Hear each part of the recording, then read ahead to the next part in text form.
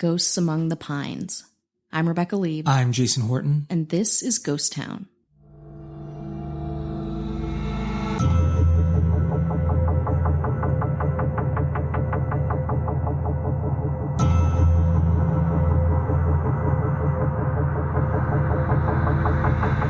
The haunted forest of Colorado. And if you're thinking Colorado is just skiing, lush green, relax. Not the haunted forest.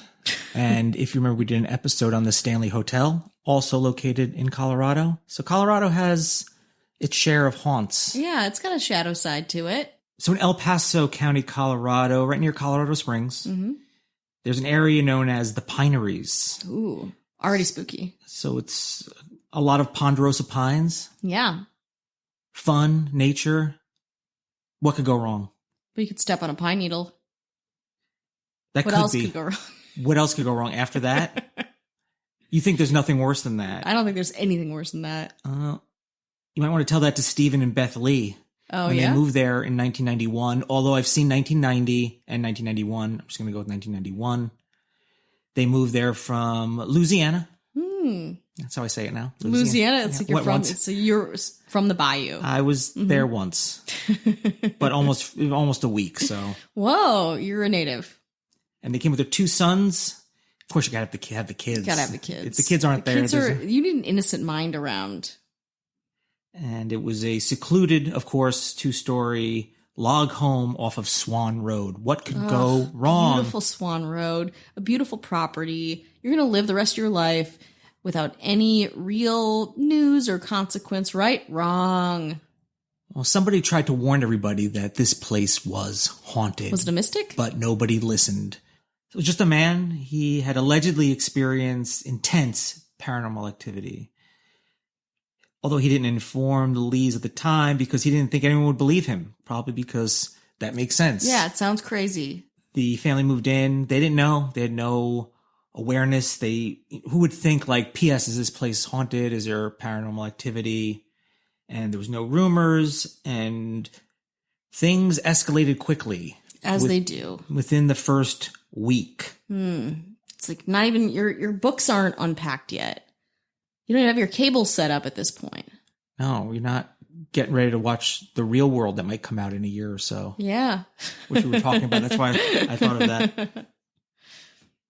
I haven't even graduated high school yet, barely. That's crazy. That's crazy to me. That's ancient. Yeah. There would be some little things, lights, electronics, flickering, which could be anything. Faulty wires, etc. Strange noises, house settling. Sure. A lot of isolation, nature might not be accustomed to it. Things really got turned up when the children began to see shadowy figures in the woods, around the home, and then the entire family was affected by a recurring chemical odor that burned their throats and ears. Oof. You think about like ghosts and their levels of destruction, something burning like the inside of your mouth or your ear. Ugh. Well, that's a different level than like a spooky orb or physical assault or opening up drawers and rattling things. It's it's like almost like a weapon. Yeah, that makes it pretty scary. Yeah, and then if it's not that, you're like, what is out here? What am I doing? They could hear footsteps, music that came out of nowhere. Again, the odd chemical odor, and it quickly grew, culminating in frightening experiences that Beth Lee would describe in a book. Huge surprise. She probably didn't want to do it, but she's like, I'll do it. Haunted Places, the National Directory. So it's part of a book. Yeah. So quote from that. One day we came home, remembers Beth, and it was like the 4th of July in our living room and bedroom. We had all kinds of lights flashing through, and it sounded like people stomping across the roof. We would lay in bed at night and hear chains rattling. One night, we woke up and heard orchestra music. Strange things started happening every day. A lot of standards, I'd say. Yeah. You hear the chains and the music. That's not a judgment on it. Maybe that's just a standard. Believe me, all of it is horrifying across the board. Her husband, Stephen, at first didn't believe this to be true. A skeptic. He thought it was pranksters, trespassers. people trying to scare him away for whatever reason. Mm-hmm. He spent a lot of time installing state-of-the-art video, surveillance systems, and was soon found that video and photographs taken would more often than not display all manner of strange images, including orbs, streaks of light, and more ominously glowing, undefined outlines of human figures, faces, and even spectral images of animals out there in the woods near the home. Several of the images were published in Fate magazine, Fate magazine, which we all know and love. And you have a lifetime subscription of Fate magazine. this is in November 1994 issue, so for those who are looking it up. Again, still a skeptic. Technical malfunction. He tried several different types of cameras and film, but got the same results every time, no matter what he did. On top of this, the motion detector alarms they installed were prone to going off without any evidence of anyone being there. Wow. I mean, this is really packing in a lot of activity, if we're being honest about it. Almost like, what does it leave out? There's not blood coming down. It covers all bases. Yeah. You know, if we talked about the Fayos and Amityville Horror, or we talk about Skinwalker Ranch, having a skeptic would make it more plausible. So it's not just all these people going, listen, we saw everything happened. You need one guy to be like, I didn't even believe it was true. Yeah. And then I took measures to prove that it wasn't. But in me trying to prove it, I've only proved the fact that I don't know what's out there. Yeah. So like a little snitch, Stephen Lee contacted the El Paso County Sheriff's Department, called the cops on the ghosts. You gotta get those ghosts. Ticket those ghosts. Which harkens back to our episode, The Hammersmith Ghost. There's a big running theme in Ghost Town of ghosts thinking they're humans, humans thinking ghosts are not ghosts, people trying to do human things to ghosts, ghosts trying to do human things to humans. He even hired a private investigator. Still convinced that there were pranksters or burglars were behind it all. Authorities would make 45 separate trips to the home. Okay, so maybe he really did think. I don't know if that's just overkill. Never found any evidence of a break-in or criminal activity. The only unusual evidence was a cloth saturated with the sour chemical odor. But it was found to not be any sort of dangerous substance. After a while, the constant calls coming in from the Lee home caused them to believe he was perhaps delusional and paranoid. They started more or less ignoring his complaints. He was crying wolf. Yeah, they're like, He was your crying Lysol ghost. soaked rag isn't enough to keep bringing us out here. We got other shit to deal with. So we continued to do crack cocaine. And I'm just kidding. Okay. By this time, the Lees were becoming more and more aware that just maybe there was actually something paranormal at work. And they reached out to a TV program. Weird. Okay, just straight to the TV program. They were like, this is our final, this is our Oprah, last thing. Hey, hear us out. Called Sightings in 1995, who would eventually do a whole series on the home and showed to be far stranger than anyone knew.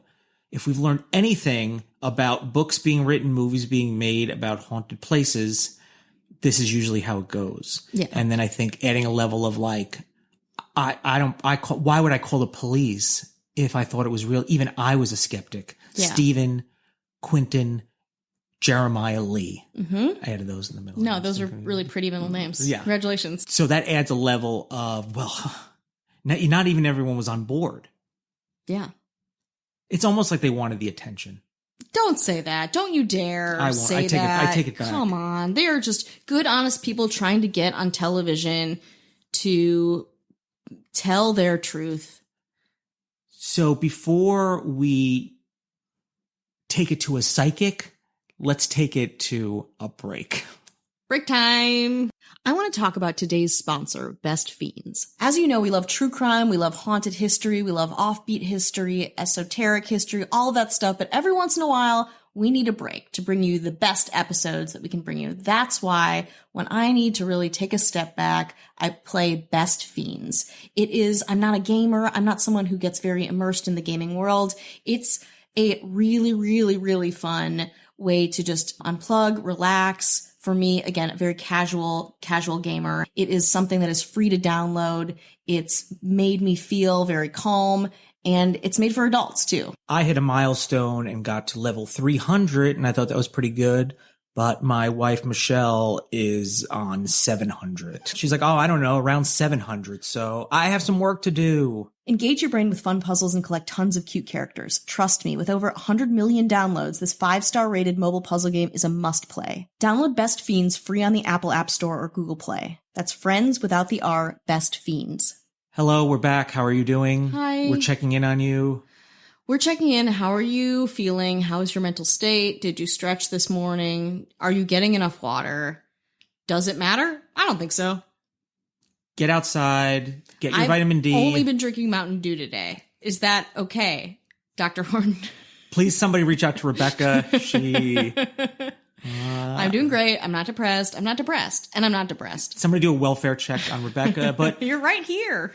by us asking how you're doing, it's also a way selfishly to reach out to other humans, because how are we doing? How are we doing? If you think we're here to help you, no, you're here to help boy. us. Yeah, No, we need you more than you need us. We We've need your- always known that, and you have too. We've sent out some care packages. We have, and there's more where that came from because I'm moving. So I get a lot of stuff, getting rid of a lot of fun, tiny things that have not been touched. They've all been Lysoled, so don't worry that I'm sending you anything. I'm not. Why am I even continuing to talk about this? Doesn't make any sense. Anyway, people have gotten care packages, a couple of our mayors, some other people, and they all had a lot of fun getting them. And that's what we hope to do, is to kind of connect with you and send you a little thank you, because again, you mean a lot to us, and God, don't ever leave us. And if you have a haunted story, we were doing another collection of real haunted stories. You can send them in. We will read them. If you want to record the audio and send it to us, you have Easier that option. for us. But whatever is best for you, easiest for you, we just want to kind of deliver the word. Yeah. And the word is haunted. The word is haunted, and it's going to be a spooky one. And we have a couple already, and they're pretty detailed, and they're pretty spooky, pretty scary. And we'll set it to some new metal. Some and Insane Clown Posse or something. Totally. That's right. And finally, I'm going to do some tarot reads for people who will rate and review us on iTunes. Apple Podcast, It takes 2 seconds to do that. And then once you do, if you just reach out to us on Instagram, via our email, whatever, Twitter, GhostTownPod, GhostTownPod@gmail. Our OnlyFans, you can hit us up on OnlyFans. That's right. We laugh about it now, but well, no, it's real. It's real. We were laughing about it because we're nervous at how close we are to it. Yeah. So please, I do tarot reads professionally. This seems like a good time. It's not costing you anything. It's not costing anyone anything. It's just like a fun little extension, little thank you, a little tip of the hat as we all continue this long journey together. So let's go back to Colorado. Forest, haunted, psychic? So well-known psychic Echo Bodine. Great psychic name. Do you know who that is? This is well-known right here. Of the Bodines? Of Echo Bodine. I mean, I believe it. Oh. Echo. If your name is Echo Bodine, you must be well-known. Sure. Was immediately humbled by the sheer concentration of spiritual energy in the house. She stated there were at least 20 entities residing there, with one in particular described as being very powerful and malevolent. I feel like a lot of these go this way. Like either it's a priest shows up, and I'm being a skeptic here, and I don't want to I don't want to poo-poo this because I feel like there is something to all of this. I just don't know what. And then when you start involving TV shows and books. Yeah. And also honestly, religious tropes too. That makes me skeptical because I do feel like energetically there's stuff that we don't understand. But once it's like, well, it hated this cross, it's like, okay, I guess it hated this one weird object. Sure. The whole production was plagued with mechanical malfunctions, inexplicable electromagnetic interference, and cameras, tripods getting knocked over by unseen hands. This is very satisfying to hear. And I've had that happen to me, and that is going to be part of my haunted thing. So, I know a little bit about this. Coming from a skeptic that's talking about this, they're talking about something that I'm going to talk about whenever we do that episode, which will probably be very soon. Yes. So, take me down a peg, please. At one point, the investigation, one of the crew members was reportedly attacked by something unseen, jumped into her, and supposedly left her whole body numb. Whoa. And if I'm going to think back another episode, the toxic lady Yeah. had something unexplained, but more chemical and scientific. She had feeling in her limbs, only regained after being physically escorted out of the house as she cried uncontrollably in terror. She would later describe it as feeling as if something had been trying to possess her body. Oof. Is it mass hysteria? What is it? Is it something that's being reported to create interest and excitement. It's really hard to say, but the mind is very powerful. Very powerful. So doesn't matter what I believe. Do I believe these people believe this? Yes, in a lot of cases. That's the difference. Well, I just think about like the times where I felt the most like panic or like something where it's like nothing was really wrong with me, but you feel this heightened sense of emotion, like a panic attack, I think is what I'm really thinking of. I had that when we were in the Janis Joplin hotel room. I was freaking out. I remember I took a shower. Yeah. If you want to go way back, it's actually on our, we have a YouTube channel. Yeah. Which is called Ghost Town Podcast. I think it's youtube.com/c/ghosttownpod. I believe is what it is. But I would have gotten that right. We have forget it. I'm wasting my time with that. There's actually a video of that. So if you want to subscribe to our YouTube and check out some of the videos, it'd be really helpful. But also it's in that episode where, I just freaked out and like took a shower. It was very strange. Yeah. You had like a low key freak out. It was very, very odd. Yeah, no one was there yet either. We were like waiting for people. Yeah, we were just like milling around the room. It was very strange. So something to look into if you're looking to throw it back, I guess. Mm-hmm. If you're looking to. And don't worry, we'll never stop promoting. I know you need some kind of consistency in your life, so we'll never stop doing that. Yeah. And we'll never start actually giving the content. So this was pretty intense, and they decided to come back 6 months later to investigate more. This time they brought another psychic named Peter James. That's pretty normal name. It's no Echo Bodine, but okay, fine.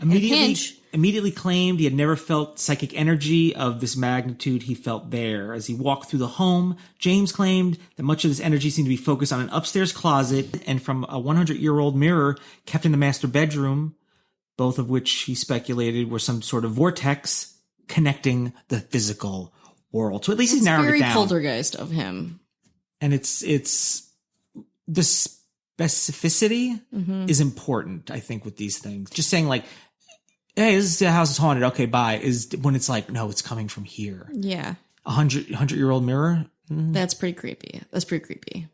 There are photographs of the mirror, which is a pretty interesting picture, I'll be honest with you. And it's probably the photo that is most used representing this the haunted forest is this photo taken of a mirror. And mirrors, the way cameras are reflected very strange, but it's a very strange I can't photo wait. put up on the Instagram.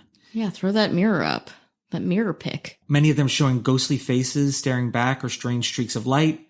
And also a bunch of footage taken over the course of these visits by sightings, that it is one of the most well-documented hauntings ever. This is what Parker James had to say. There's an energy here unlike any I've ever experienced. In all the years I've investigated anomalous... Is that right? Yeah, anomalous. Okay, anomalous activity. You got this. Okay. You got this. So the Black Forest is indeed a very important place that should be further investigated by me for money. Exactly. Hire me. I will take care of it tonight. Not long after filming Wrap, James woke up one day to find a painful welt on his forehead for no apparent reason. He visited the doctor and a CAT scan, and the welt was still unexplainable. Inexplicable, unexplainable. They didn't know what it was. Anomalous.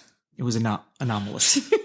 However, when going through the photographs taken at the Lee House, among the many images, was a picture of James standing in a room in what appears to be a dagger of light pointed directly at his forehead. Oof. Something he had not seen at the time. It was a very odd experience. It wouldn't create a welt, though. It'd be a stabbing if it was a dagger. I mean, is there rules to this? Or? I don't know. You're right. Ask the mirror upstairs. And the TV program and the rumors raging about the haunted home in the woods. It got to the point that even State Senator Charles Duke went to visit the home in 1996 to check it out. Duke was highly skeptical, but his mind was soon changed when he experienced strange phenomena himself and managed to capture it on film the ghostly, smoke-like form of what looked like a dog, forcing him to concede. He said, there are certainly some anomalies that don't belong there. I don't know as yet what they are. I was shocked. I'm not a believer yet, but certainly there is something going on there. There's certainly something unusual. There's no doubt about it. I'm also up for re-election, and the ghost said to vote for me. Please. Yeah. Interesting. So, no agenda, really. Not at all. Not by a politician. Eerily, the image taken by Duke supposedly resembles a dog the Lees had that died 10 years prior. And And the same phantom dog would go on to routinely be sighted and photographed in the area, sometimes hovering above the ground. Another skeptic who was surprised by the location was electromagnetics expert Bill Gibbons. Okay. Expert. I believe him. Listen. Whatever Bill has to say. Bill, tell it like it is. He went there to debunk it, and he said something strange is going on. I saw a spectacular light show that could have been seen with the naked eyes, an extremely active sight. There's nothing that Steve or his wife are doing to cause this. The following years, countless psychics and paranormal investigators, other skeptics have been to the home, all coming away perplexed, not really sure what they're seeing. They're all somewhat convinced of something. Yeah. It's one of the most haunted locations in the U.S., if not the world. I don't know about that. It's pretty popular. Okay. But when you're saying one of 100, I'm sure. Yeah, hard to say. As someone who's moving in a week to a new place, a new home, this is a great one. It's a great one to have in the back of my mind. The biggest skeptic is? Who? Plot twist. Stephen Lee, still a skeptic. What? Even though he's gone on TV, they write books, and I'm sure they've made money off of it. Okay. What does he think? He is more convinced that rather than ghost, it's some shady government organization for nefarious purposes. Conspiracy theory. Yep. Yeah, great. What's worse? What's crazier? Conspiracy theorist or ghost believer? I mean, if they're doing mind control with ESP and stuff, maybe. Yeah. Sure, they're shooting their ESP lasers at him and stuff like that. He said the trespassers was part of a web of conspiracy, government agents, secret experiments. This is sexier. Yeah. Than a haunting. He says that they're interested in the family for the purpose of testing out biological weapons, psychic warfare, mind control, and laser holograms. Oh, fuck yeah. Laser? Please test a laser hologram on me, government. He would claim that he'd seen a black-clad armed man prowling outside the home and blamed these enigmatic individuals for cutting power to the home and spraying them with the chemicals that they smelled that was burning their throat. I mean, the chemical part of this is the weirdest thing that I never hear about, and I love haunted stuff. This is what he had to say. I truly think the U.S. government has a hand in this. I don't think any one individual could get away with this for a period of time without getting caught. The government does testing out here that has military implications. Think only in your state, our community now, and mysterious universe. Well, a lot of stuff happened in this house, whatever you believe it to be. So that enough would make me not want to be there. Unless there were cameras, then I'll stay there forever. There's books, and then the movie, it's like, wait a minute, guys, there's more. Probably what happens is maybe it's like, okay, cool, so there's a bunch of ghosts. He's like, guys, wait, hold on, come back. I don't think it's that at all. No. Here's what I think it is. There's, and not to say that they don't exist. I don't want to say that we see everything that's happening. I definitely understand that. But wow, I mean, a lot is happening to this family in these that words. Seems to continue with the attention they're getting. Exactly. Straight into their bank account. The ghosts are haunting their bank account right now. How spooky. Quick, something needs to be done. Yeah, so that's something. I mean, I don't know. That's just what I hate to leave this on a skeptical note, but what are we doing here? Yeah. Yeah. What are we doing here? Until the walls leak blood, I am not convinced.